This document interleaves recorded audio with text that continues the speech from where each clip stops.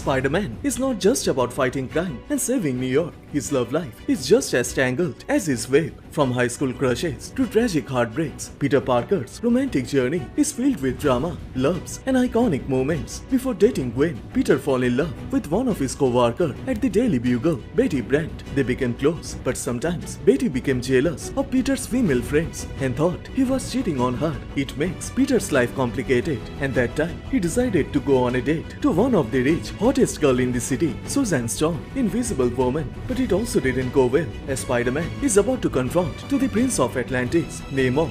Welcome to Comicstube YouTube channel. In today's video, we will review the annual chapter of the Untold Tales of Spider-Man. So if you guys are new here, please subscribe and turn on all the notifications to never miss any future uploads. Please like, comment and share. All the text and images are owned by its respected company. You can support them by purchasing it digitally or from any offline stores.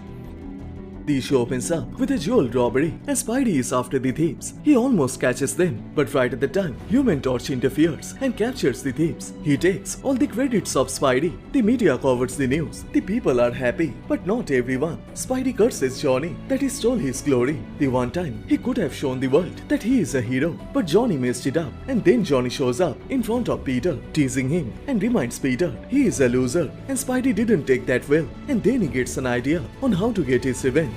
Meanwhile, at the Baxter building, Sue Storm comes to her future husband, Reed Richards. He is too busy in his work. Sue tells him they get an invitation from the old alma mater. They want a speech from Reed Richards, but Reed decides not to leave his word. Sue tries to convince him that she needs to spend some time with her husband, but Reed is too busy. He can't go, and it makes her mad. She leaves the room. Ben and Johnny are playing, and then Ben notices Sue is not okay. He tries to comfort her, convincing her that Reed is a good man. Just give him some time. Reed knows how to impress his girl, but right at the time Spidey shows up, he brings some flowers, and he simply says he is here to go on a date with Sue Storm. Hearing this, Johnny gets mad. He can't believe that Spidey has the courage to go on a date with his sister. They proceed to start a fight, but Sue stops them. She is tired of being ignorant, and then she decides to go on a date with the amazing Spider-Man on tomorrow night. Spidey leaves the building. He can't believe that he has got a date with the Invisible Woman. Both Ben and Johnny are shocked, but Sue knows Spidey is a good man. He won't take her as granted like the other people,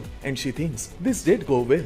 The next day, at the Midtown High School, during the class, Peter is thinking about Sue. He still can't believe that he got the chance to be with the richest, hottest girl in the town. Over and over, he assures himself that this is not a dream. This date is certainty. He is really going out with Sue Storm, the Invisible Woman. Now he starts to think that maybe his sparkle luck is finally changing. He arrives home, and then he gets a call from his current girlfriend, Betty Brant. There is a misunderstanding going on between the two, so Betty has decided to meet with Peter and sort this out. She wants to go on a date tonight with Peter, but he hesitates and rejects the offer as his date with Sue is already confirmed, and it breaks Betty's heart. The Parker luck messed up everything.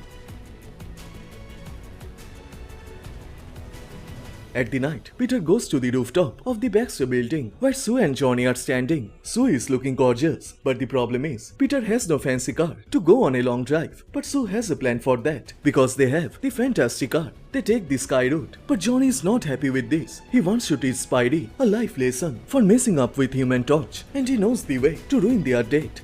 So while driving, Sue asks Peter where they are heading, and Peter gets shocked. He didn't thought about that. The fact is, he doesn't have enough money to go on a fancy restaurant. He is too poor, and while thinking of a plan, Peter then sees a cheap local restaurant. So they decide to go in there and start their romantic date. But unknown to them, Johnny is tracking their movement, and he knows who can stop Spidey. So he flies over Atlantis and draws the attention of the king of Atlantis, Daemos. Sue's another love interest, and Johnny tells a lie that Spidey has kidnapped Susan, and it drives Namor mad. Johnny gives him the tracking device, and without wasting any time, Namor heads towards that restaurant where Peter and Sue are enjoying pizzas. Everyone inside the room is talking about them, and they are discussing about all the problems of their personal lives, where Sue is confused about her current relationship with both Reed Richards and Namor, and Spidey is worried to maintain both his love and heroic life. But as they are talking, Spidey is getting bored as Sue is only talking about Reed and Namor. Peter thought this date is going to be special, but then his sparkle luck struck again as Namor breaks into the hotel.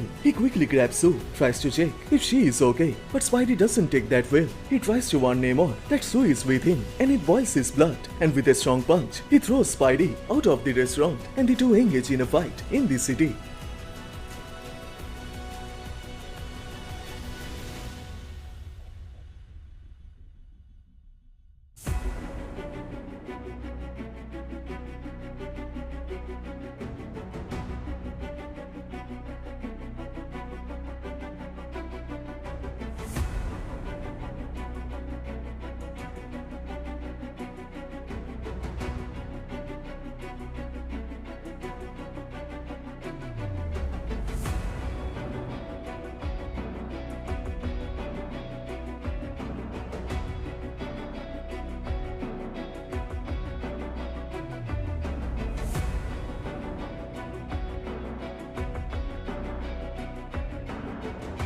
During the fight, Spidey is having difficulties to keep up against Namor. He is still young and learning to fight major criminals, but he has never faced anyone before as strong as Namor. His kicks, punches are making no impact on him.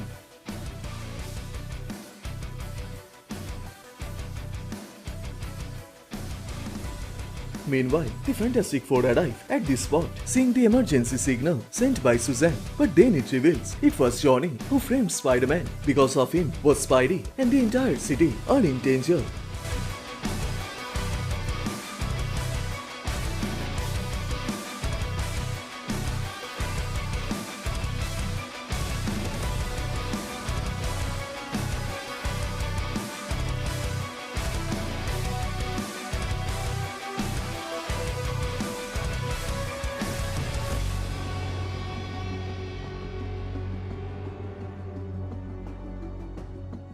In the middle of the fight, Jonah and Betty are crossing the road, but right at the time, they are about to get crushed under a fallen wall. But with his remaining strength, Spidey saves their lives, but Jonah still curses him, and he decides to frame Spider-Man about this attack. And after some time, they clear all the misunderstanding. The fight is over. Saying his goodbye to Sue, Namor leaves the place. Reed understands his mistake and agrees to accompany Suzanne to the alma mater, where he will propose her. And with a bad day, Spidey returns home, but he makes sure that Johnny will not bother him again. As after some time, in his house, after getting scolded, as Johnny enters into his room, he sees a letter on the floor. It is from Spidey, and then he sees his fancy car is hanging with webs on the ceiling. And right at the time, the web dissolves and the car is crashed at the floor.